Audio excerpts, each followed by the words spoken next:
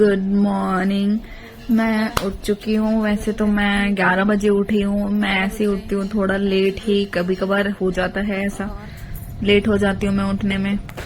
And मैं सोच रही थी कभी ना कभी तो गाइज मैं सुबह 5 बजे उठ के योगा वोगा करके सुबह आप लोगों को कभी तो मैं ऐसा कुछ करके दिखाऊंगी। और ये देखो गाइज, मेरी माते को ये सोच रही थी मैं खामा क्यों इन्हें रिकॉर्ड कर रही हूँ। मैं उसे पूछ भी रही थी क्यों रिकॉर्ड कर रही है मुझे। पीछे हमारी काम वाली आंटी शिद्दत से अपने काम में लगी हुई है, पूरी तरीके से पोछा लगाने में लगी हुई है। एंड फिर गाइज एक प्रोडक्ट आया हुआ था मेरे घर पे, मैं उसे देखने लग गई थी कि वो कैसा है। एक हॉट केस सा आया हुआ है मेरे घर पे, मैं वो देख रही थी, खोल के देख रही थी उसे कि वो कैसा है। मुझे तो ये बहुत अच्छी लगी, इसकी क्वालिटी भी बहुत अच्छी है, बहुत ही बड़ा सा था। एंड गाइज आप गेस करो इसकी प्राइस क्या होगी। आप इसकी प्राइस सुन के चौंक जाओगे बिल्कुल। आप मुझे कमेंट करना कि इसकी प्राइस क्या है, फिर मैं इसकी सही प्राइस कमेंट में बताऊंगी आप लोगों को कि इसकी सही प्राइस क्या है।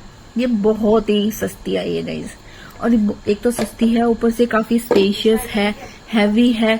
मुझे तो काफी अच्छी लगी ये चीज। और गाइज मैं आप लोगों को आज का इंसिडेंट बताती हूँ। मेरे गीजर का एमसीबी खराब हो गया था, तो मेरे हस्बैंड ने बोला था मैं इसको डायरेक्ट कर देता हूँ, फिर जब तुम नहा लोगी तो मैं इसका कनेक्शन कट कर दूंगा। बट ये कट करना भूल गया था। काफी घंटे हो गए थे, मुझे लगा कभी ये गीजर फूक जाए। और हमें मशीन भी चलानी थी, पानी बहुत ज्यादा गर्म आ रहा था, तो मैंने इसे कॉल किया कि आके इसका कनेक्शन कट कर दो। ये बेचारा भागा भागा आया, ये आके अपना हेलमेट भी नहीं उतारा, वैसे ही जैसे आया वैसे वॉशरूम में पहुंचा और उसके कनेक्शन को कट किया। हेलो, आप क्या कर रहे हैं? कपड़े धो रही हूँ भाई। गाइस हमारे घर लॉन्ड्री हो रही है, बहुत तगड़े वाली लॉन्ड्री होती है हमारे घर हर दूसरे दिन। ये तो मैं आपको दिखाती रहूंगी। खैर आप हमारे इस सीरीज से जुड़े रहना, फिर हम आपको बताएंगे कि हर 2 दिन पे बहुत सारे कपड़े कैसे धुलना है। आप हम लोगों से सीखोगे कि घर को धोबी घाट कैसे बनाए। बंद कर दिया गाइस, ये नहीं दिखाना चाहती हमें कुछ भी। ओके कोई बात नहीं, हम अपना तामझाम लेके चलते हैं। आप देखो गाइज ये सारे कपड़े, और ये ऐसा मत समझना कि ये महीने 2 महीने के कपड़े, नहीं गाइज, नो नो नो, इस भ्रम में नहीं रहना। ये सिर्फ और सिर्फ 2 दिनों के कपड़े हैं गाइज, बस 2 दिनों के कपड़े बस।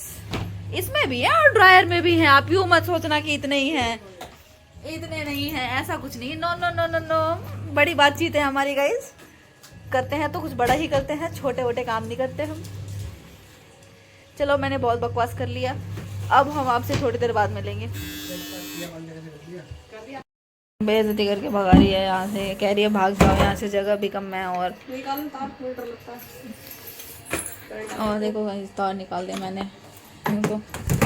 चलो ठीक है, और कुछ मैं आपको इस व्लॉग में दिखाऊं ना दिखाऊं, हर 2 दिनों पे 2 क्विंटल कपड़े कैसे धोने हैं ये मैं जरूर दिखाऊंगी।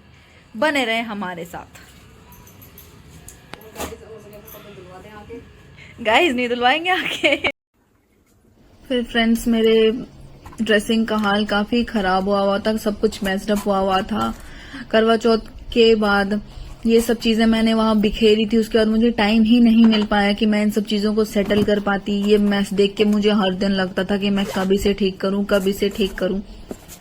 बट आज मैंने सोचा कि फाइनली मैं आज इसे कर ही दूंगी, चाहे जो भी हो जाए। बाकी कामों को साइड करके भी मैं इसे कर दूंगी।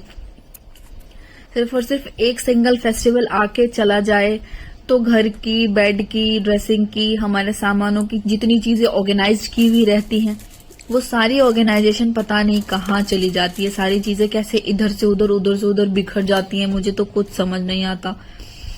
फिर से वापस इन चीजों को वहीं पे रखो जहां पे ये थे। पता नहीं ये सब करना ही क्यों होता है, मुझे तो समझ नहीं आता गाइज। बट फिर भी इन सारी चीजों को अरेंज तो करना पड़ता है, और इन सारी चीजों को अरेंज करके, सारी चीजों को अपनी जगह देख के फिर आप ये देख लो कि हाँ सारी चीजें सेटल हो गई हैं। जब ये हो जाता है तब उसका सुकून ही अलग होता है। जब आप ये देखो कि सारी चीजें सेटल हो गई, सारी चीजें अपनी जगह पे हैं, फिर जो सुकून मिलता है ओहो वो सुकून तो अलग ही होता है, मजा आ जाता है। बस उसी सुकून के लिए मैं भागे भागे भागे भागे कर रही हूँ ये सब।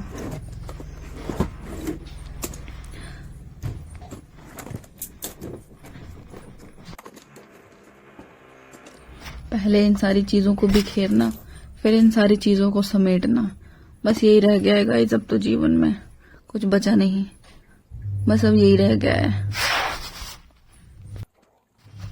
जब कहीं जाना हो, किसी चीज के लिए रेडी होना हो, तो ये सब चीजें मैं खुद ही ऐसे बिखेरती हूँ जैसे मुझे वापस इस जगह पे आना नहीं है।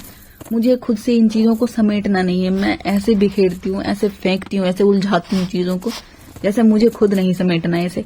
ऐसा लगता है जैसे मुझे इस कमरे में वापस आना ही नहीं है। ऐसे में फैला के चली जाती हूँ सारी चीजें।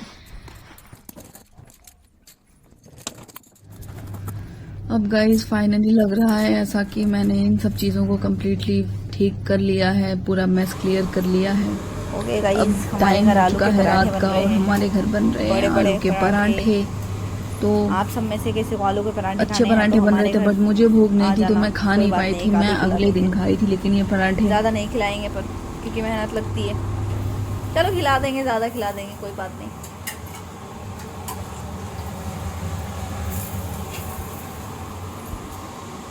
और जब भी आपके घर आलू का पराठा या फिर कुछ भी ऐसा बन रहा हो, तब आपका किचन ऐसा ही होता है हमेशा, बिल्कुल ऐसा ही। जब कभी भी आपके घर खाना बन रहा हो तो किचन ऐसा ही होता है। जब आपके घर खाना ना बन रहा हो तो ये बिल्कुल साफ सुथरा चकाचक होता है। घर में खाना बनने और ना बनने की यही निशानी है भाई, मुझे तो यही समझ आता है। फट गया आलू का पराठा गाइस, अभी तो लोगों ने देखा भी नहीं।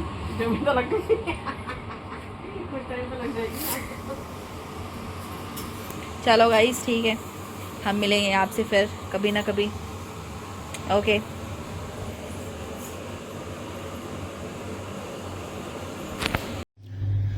फिर फ्रेंड्स खाना वाना खा के हम बाहर चले गए थे घूमने, वॉक करने। ज्यादातर हम खाना खाने के बाद जाते हैं रात को।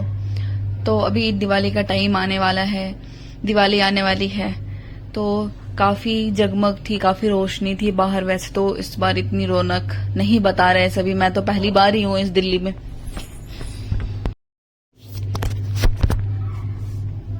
तो मैंने सोचा कुछ वीडियोस ही बना लूं मैं इन चीजों का और आप लोगों को दिखाऊं कि शहर कैसा हो रहा है, दिल्ली कैसी हो रही है। ये जगह आप लोगों को अगर समझ आ रही हो तो आप लोग मुझे कमेंट्स में बताना कि दिल्ली के अंदर ये कौन सी जगह है, कहाँ गए हुए थे हम घूमने। फिर हम थोड़ा सा निकल के आ गए थे फालूदा खाने, फिर हम फालूदा खाने लग गए। पहली बार ले लिया था, याद नहीं आया था मुझे। क्योंकि मेरे हस्बैंड का बहुत ज्यादा मन हो रहा था फालूदा खाने का। मेरे हस्बैंड का ऐसा है, घर से बाहर निकलते ही कुछ चीज़ों की खुशबू आते ही उसे कुछ ना कुछ खाने का मन कर जाता है। और उसका ऐसा है, अगर मैं बोलूँ मुझे नहीं खाना, मेरा मन नहीं है, तो वो बोलता ठीक है मैं भी नहीं खा रहा, इसलिए मुझे हाँ करना पड़ता है कई बार जबरदस्ती। फिर मैं घर आई तो मैंने देखा कि वो सारी चीज़ें ड्रेसिंग टेबल से उठा के मैं बेड पे पटक दी थी और इन चीज़ों को भी मुझे ठीक करना था।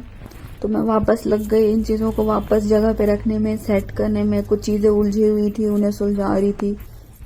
बहुत सारे बैंगल्स निकाल दिए थे मैंने, बहुत सारे बैंगल्स को मैंने निकाल के अनसेट कर दिया था। सबके सेट तोड़ दिए थे मैंने, वापस से सबको सेट में लगाना था मुझे। सबकी पहले मैंने फोटो खींच रखी थी कि कौन सी बैंगल कैसी लगी हुई थी। फिर मैं वो फोटोज देख देख के उन बैंगल्स को वैसे सेट करी जैसे वो पहले थे। मेरे ये ज्वेलरीज, ईयररिंग्स सारे एक दूसरे से उलझ रहे थे। इन सब चीज़ों को अलग अलग सेट किया मैंने, फिर सब चीज़ों को एक एक करके रखा मैंने।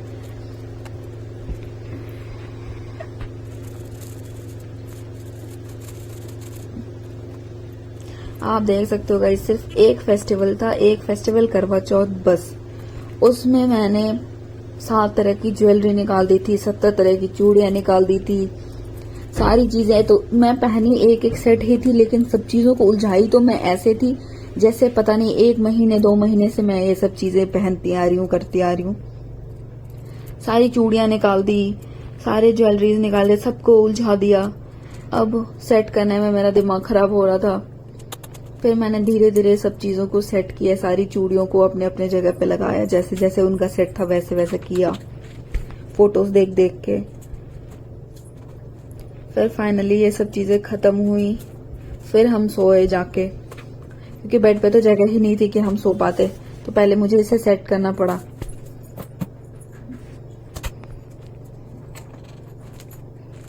Okay friends, good night. मैं कल ये वीडियो अपलोड करूंगी, कल ये वीडियो आ जाएगी यूट्यूब पे। मैं डेली व्लॉग्स अपलोड करती रहा करूंगी अब से। बाय।